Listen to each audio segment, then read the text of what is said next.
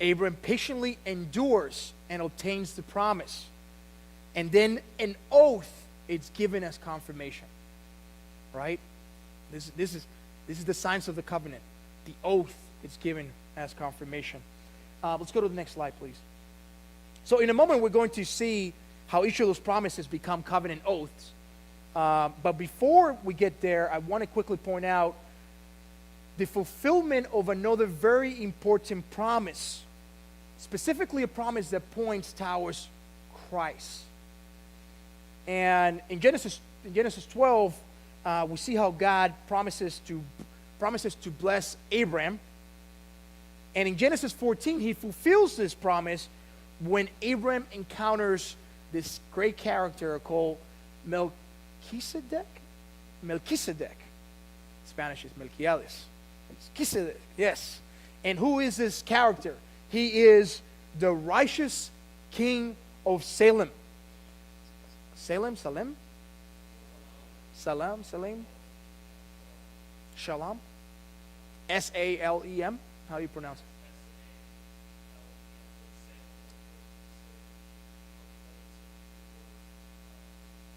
Shalom. Okay. Salam. Gotcha. I just get thinking of Salem, Massachusetts now. Well, that can't be right. It's got to be something better than that. Yeah. So, which in Hebrew, the word means peace. Okay? So this great priest king, okay? I don't know if you knew this or not, but this is actually the first person in the Bible to be literally called a priest in Scripture. A quick fact not to be ignored. Okay, this is the first person that's called a priest. And during this encounter with Melchizedek, what does he do? He offers bread and wine. Then he blesses Abraham.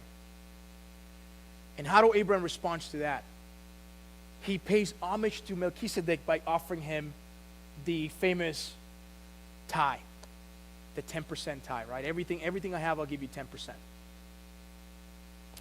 So it's important to understand that this encounter in Melchizedek prefigures Christ, and it's really amazing to correlate the actions that are taking place in this encounter between Abraham and Melchizedek, the offerings that are being made, bread and wine. I mean, couldn't you offer something else? Here's a chest full of riches. Here are all the women in my kingdom, they belong to you. Here are all the camels. Here are all the horses. Here's my land. He could have offered a whole lot of things. But yet, what was being offered was bread and wine. And the response to that gesture is, thank you. I'll give you 10% of everything that I got. Even though Abram is the one doing the conquering. Okay. So, who has Hebrews 6:19?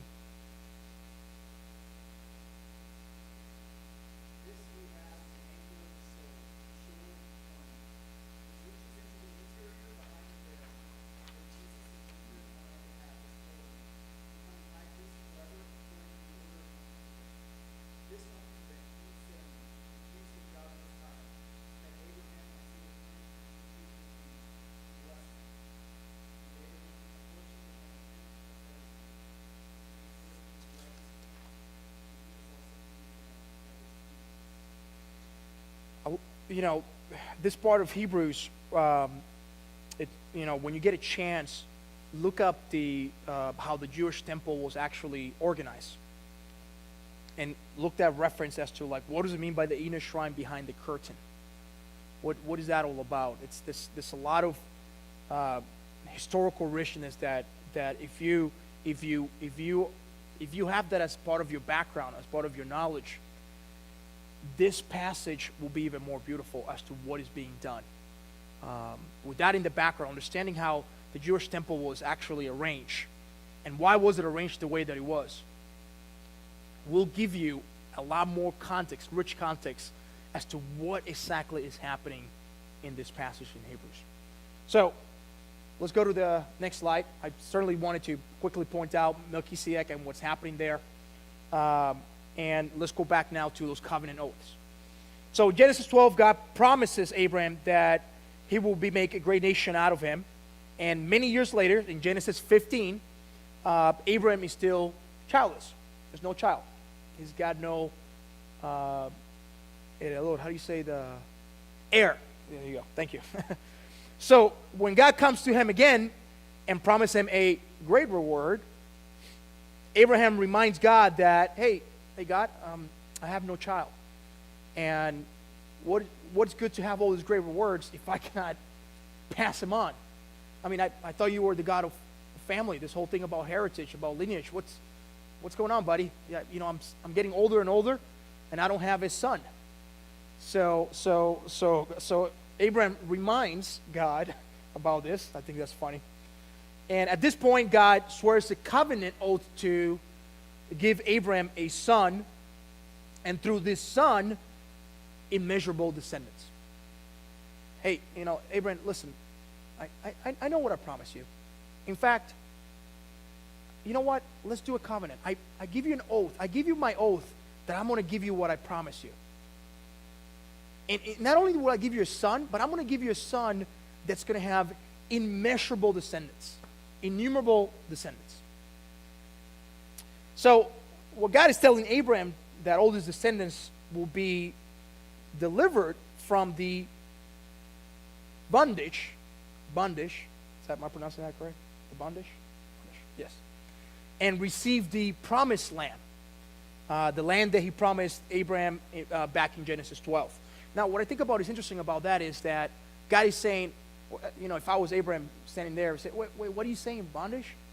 Can you go backtrack in that word? What do you mean by bondage? I'm a free man. I live a nomadic life. Bondage from what?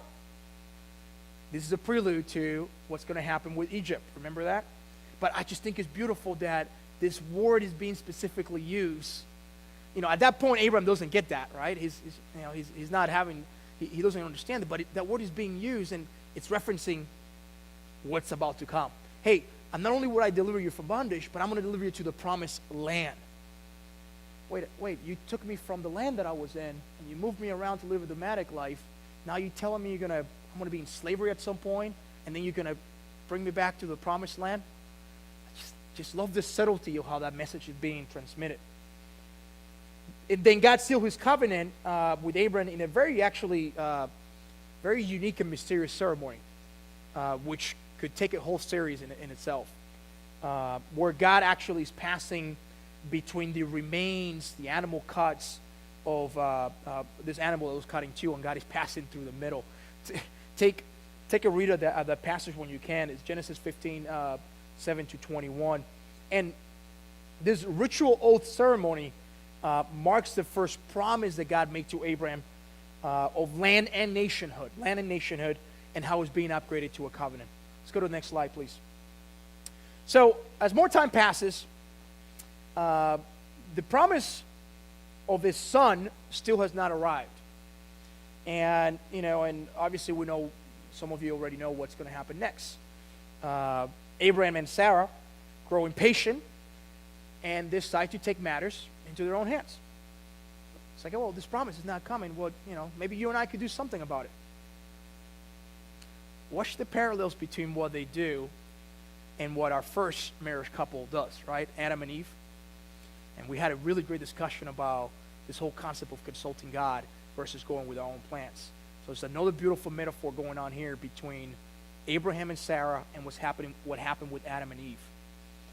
So Sarah basically tells Abraham, hey, you should take my Egyptian maid,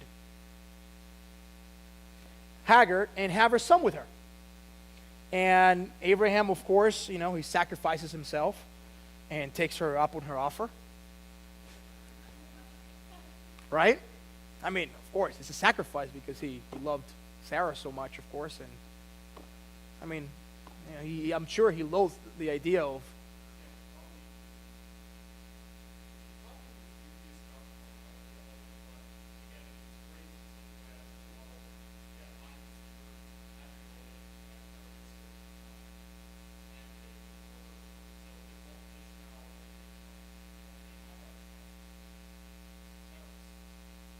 So let's bring that point to discussion. I want to make sure we get that point. I think that's a beautiful point, because we could talk about Abraham's intentions, and we could talk also about Sarah's intention with this offering.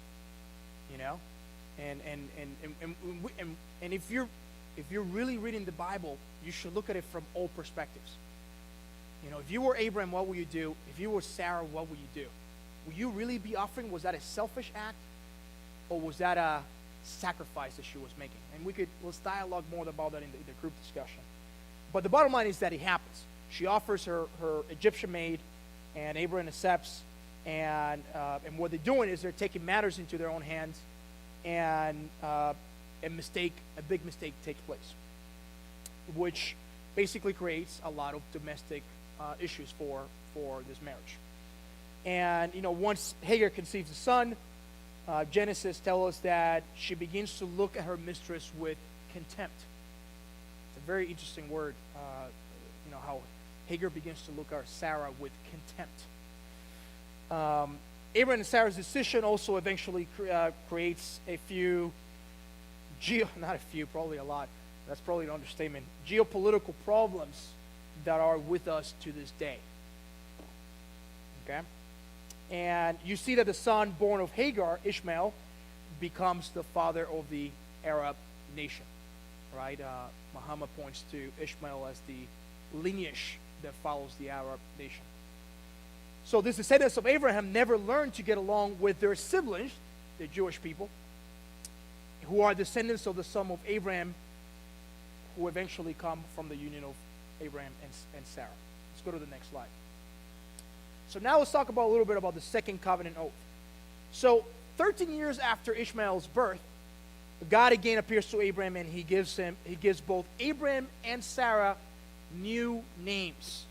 At the same time, he gives Abraham and Sarah new names. So Abraham now becomes Abraham, which means father of a multitude. Father of a multitude. Coincidence? No, I don't think so. And Sarai becomes Sarah. Sarah becomes Sarah, which means great mother. Again, coincidence? No, I don't think so. I'd be hard pressed to. I see a pattern here. I see a pattern developing.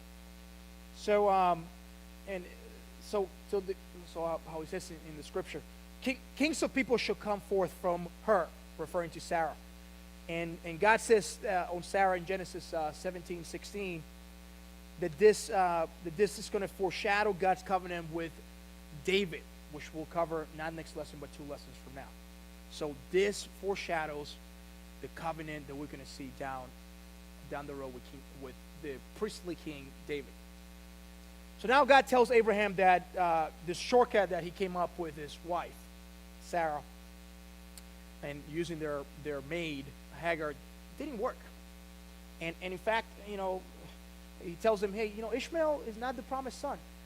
That's not the one that I promised you that you were going to have, where multiple descendants were going to be, innumerable descendants were going to come from. What you did on your own terms, we're reminded again of what happened with the Tower of Babel, right? On your own terms, for your own purposes, that didn't have my blessing. That did not have my blessing. You guys took control of your own, and it did not have my blessing. But God basically takes his chance to basically not only scold them and say, hey, you really got to follow me, buddy. You got to go my way, God's way. You got to be patient with me. I don't work in your time clock. I got my reasons why I work on my own time clock. And he swears a covenant oath to both Abraham and Sarah to deliver that son, which happens a year later. Let's go to the next slide. So this promise of a son through Sarah, it's made with a command. So this promise is upgraded into a covenant, but God goes like, but you got to do something. And it goes back to this concept again of collaboration. Are we going to answer the call to collaborate? Once God reveals to you your purpose and what you're going to be doing, we have the option to ignore, reject, be apathetic to it, or we could answer in collaboration with him. So God says, hey, I'm going to promise you, I'm going to give you that son, But here's a commandment. And that commandment is, you must circumcise himself and all the males in your tribe. And we see references to that on Genesis. And from that day forward, all of your descendants must be circumcised on the 8th day. Okay, on the 8th day. Which this is, I think this is interesting, and I'll sort of squeeze in this topic over here. This is part of the reason why we have an understanding that it's okay to do infant baptism. Part of the reason that we have this understanding has to do with this passage. In the idea of typology, reading the old in light of the new and reading the new in light of the old.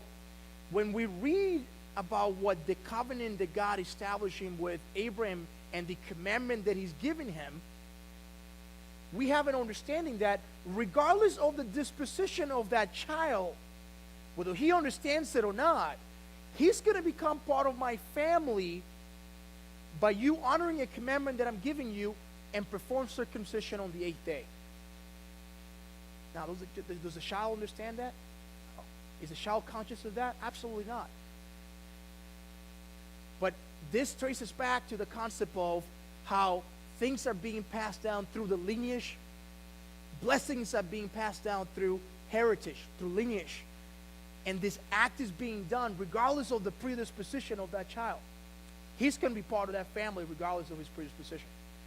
That still doesn't free him from whether he's going to answer the call of God to and collaborate with his calling and be part of his family or not. Does that make sense? Are we on the same page? Okay, so I really wanted this passage is important because I know that's a strong point of contention for a lot of us, with this concept of infant baptism. And if you're ever curious about that, this is something that we reference. This is one of the reasons that we reference as to why is it being done the way that it is. So at this point, let's do a little time check here. Abraham is 99 years old. Sarah is about 90. And despite these facts, he does the circumcision. He follows the commandment. And I'm sure that wasn't a very pleasant experience. But nevertheless, he's trusting into God, and he's doing what he's being told. He's remaining faithful, righteous. He's obedient. And the more he is obedient to this, the more his faith grows. And he grows in tremendous faith. So 1 year later, Abraham's faith and his collaboration with God's commandment is rewarded. And the promised son comes. So Sarah gives birth to Isaac, and the child grows to be strong and healthy. And on the day that he's not dependent on his mom's nourishment, he throws a great feast in his honor. And we could see this in Genesis. Oh, can we go one more? One more slide? Yeah, that's good.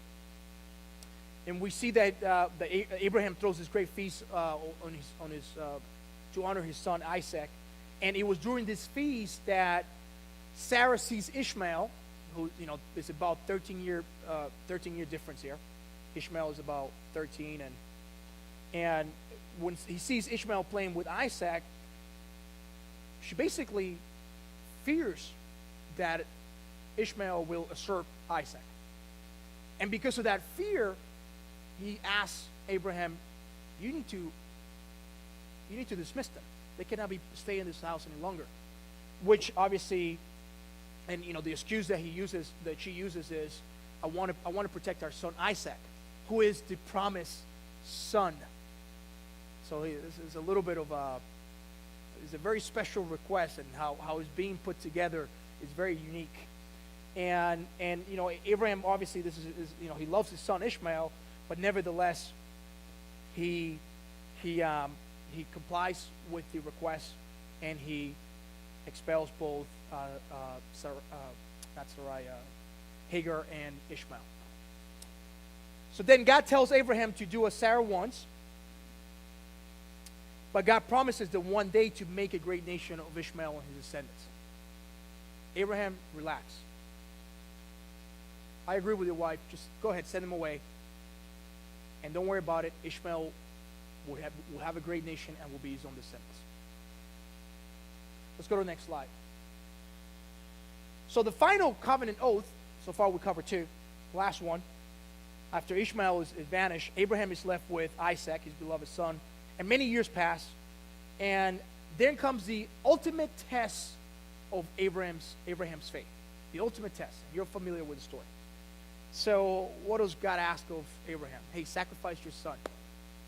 And he tells him to be very specific. He says, go sacrifice him on Moriah, which is actually the site of modern-day Jerusalem. Okay? So God is telling Abraham, hey, go sacrifice your son in this specific site, which happens to be modern-day Jerusalem. To my surprise, Abraham doesn't hesitate. Yes, sir. That's what you want me to do? Yes, sir. And he gathers his supplies, and he sets off on a 3-day journey where in this oldest, that journey, he must have been thinking, I don't know what he must have been thinking, but what would you be thinking if God were to ask that of you? I will be like, the whole 3 days journey, I will be thinking of excuses. I will be thinking of like, is there a loophole to this? Is there something?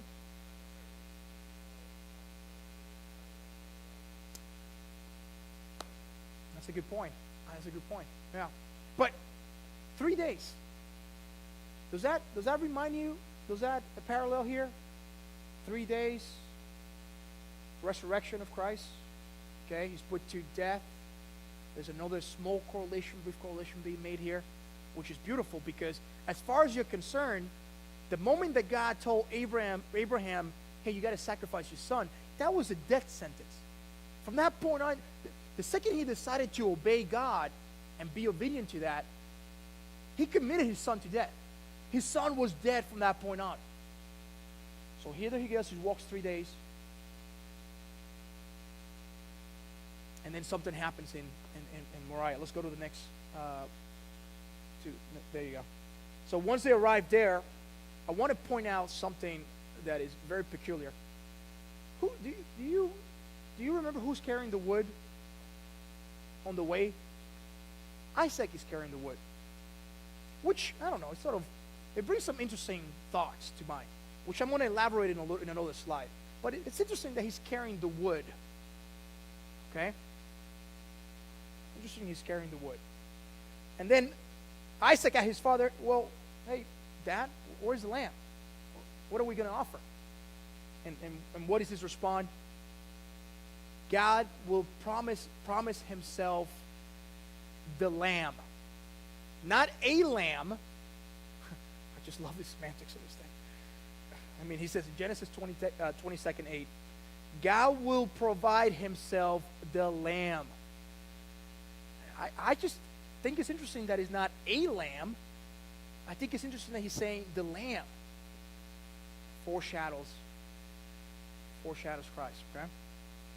And sure enough, just as Abraham is about to plunge the knife into Isaac on Moriah, the Lord calls out to Abraham and tells him, buddy, spare your son. And then he spots a ram. Okay? I think that in itself it's interesting to tell. It's a ram, a lamb, a ram. There's beautiful parallels going on there. And then he takes the lamb and he's offering to the Lord instead. And after this is the third and final test, God renews his covenant with Abraham, swearing what he'd said in Genesis 22nd 15 to 18, to bless all the nations through the seed of Abraham. Let's go to the next slide. So this oath that God swears in Genesis 22nd, it really echoes the promise that he made to Adam and Eve. So remember in Genesis chapter 3, he promises to bring deliverance through the seed of the woman. Right, in Genesis with Adam and Eve, I will promise deliverance through the seed of the woman. And look at this passage. This passage echoes that. God promises to save the world through the seed of Abraham. is not the woman himself, it's not Eve herself, it is not Abraham himself who is bringing salvation. It's going to be the seed of the woman and the seed of the man of Abraham who's going to bring salvation. It's important to understand because that again references this whole concept of it's not going to be on your own terms and conditions that salvation is going to be brought. Glory is not going to be brought on your own terms and conditions. It's going to be brought through God, not with God, but through God. Okay, it's just another quick reference of that. So, somebody has Galatians 3, please.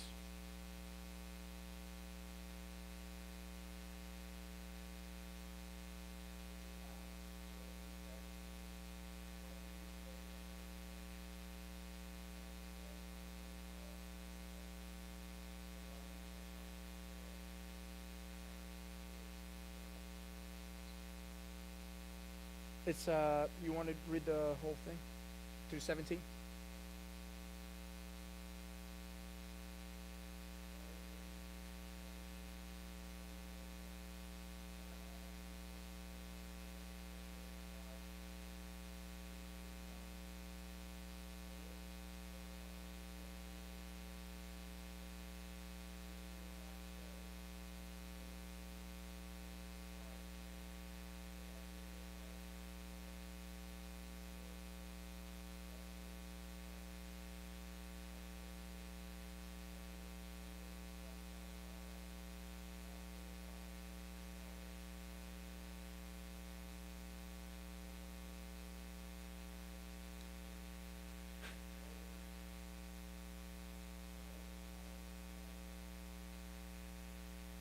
No, it's probably nullified. Thank you. So, I'm not echoing theology here that somebody, Dr. Scott Hahn, came out on his own. This is scripture right here that is really explaining it for you, this whole concept. Except that through this exercise, we're really reading into it, right? We really are digesting. Remember that exercise that I did with the chocolates, right? You know, you take one eating real fast. You take one really slow and you savor it and you begin to notice the details. You begin to notice the richness. You begin to describe it differently. It's a different experience altogether. That passage right there in Galatians is really explaining what is happening over here. And God is saying, hey, my covenants, nothing can annul it. Nothing on this earth can make that, reverse that. That's why there's a covenant. It's an oath. Not with anything that's temporal. It's an oath with something that is eternal. Me. God, I'm eternal, I'm not temporal. When I make an oath, if I give you a blessing, you're good. If I give you an oath, that's eternal. So you got to look at it from that mind frame. I would say early in the story of Abraham, we see almost the opposite to the story of Adam. So Adam disobeys God, and what happens to humanity? We're cursed. Great. When Abraham obeys God, what happens to humanity, even to the point of sacrificing his own son, what happens to humanity? We're blessed. And eventually, through Abraham's seed, the curses man incurs at the fall through Adam will be fully reversed. Okay, here they're partially reversed, but eventually, through Abraham's seed, they will be fully and completely reversed once and for all. Next slide. Now, I want you to notice a little bit of the title of the slide, and I want you to pay attention also to this painting, this wonderful painting. This is something that really knocked me out of my shoes. The title of this painting is called "The Obedience of Abraham and Isaac." The obedience of Abraham and Isaac. Why the obedience of Isaac? What's up with that? So the ancient rabbis used to talk about the story of Abraham and Isaac, and they call it the binding of Isaac. They reference the binding of Isaac. And what they believe is that the story was as much about Abraham's faithfulness as it is about Isaac's self-offerings and obedience and faithfulness as well. Now, remember that reference about who was carrying the wood? About what age was Abraham at this time? A little more than 90, right? You ever seen a 90-year-old man? You know, they are. You know, he wasn't carrying the wood. He didn't have the strength to carry the wood, especially on a 3-day journey. Who was carrying the wood? A healthy young man, strong enough to carry the wood for the sacrifice. Now, we're not talking about 1 or 2 pieces of wood. We're talking about a stack of wood. I don't know if any of you have ever been to the woods and carry a stack of wood, but that's at least 40, 50 pounds. So you need to visualize that first. You need to understand that Isaac was actually strong in this scenario. He wasn't a helpless kid who's about to be taken by the hair by his father and be sacrificed. There's this beautiful allegory taking place over here, where you actually it talks about how on the Jewish tradition that Isaac was bound in his own requests, and in this painting you see this, that his hands are being bound, and he was, and the Jewish tradition would explain that he actually asked his father to be bound so that he wouldn't react to the, when he see the coming of the knife down on him. So I was so moved by that. And then as you think about that, think about how this correlates with this sacrifice that's taking place with Christ. Let's go to the next slide. This concept of the only beloved Son being sacrificed by the Father. Okay? This whole concept of the beloved Son being sacrificed, the promised Son, the beloved Son being sacrificed by the Father. And this is obviously this whole concept is foreshadowing the beloved Son, the sacrifice of Christ. And just like Isaac, Jesus like Isaac, which is that Jesus is the only beloved Son of the Father, sacrificed for the salvation of the world. And just like Isaac, Jesus is carrying the wood of his sacrifice up the mountain, carrying the cross up the mountain, in full submission to his Father's will. Isaac submitting to Abraham's will, Jesus submitting to his Father's will. And in Hebrews 11:19, it gets elaborated more, that tells us that Abraham was willing to sacrifice his son because it reveals that Abraham believed that God was able to raise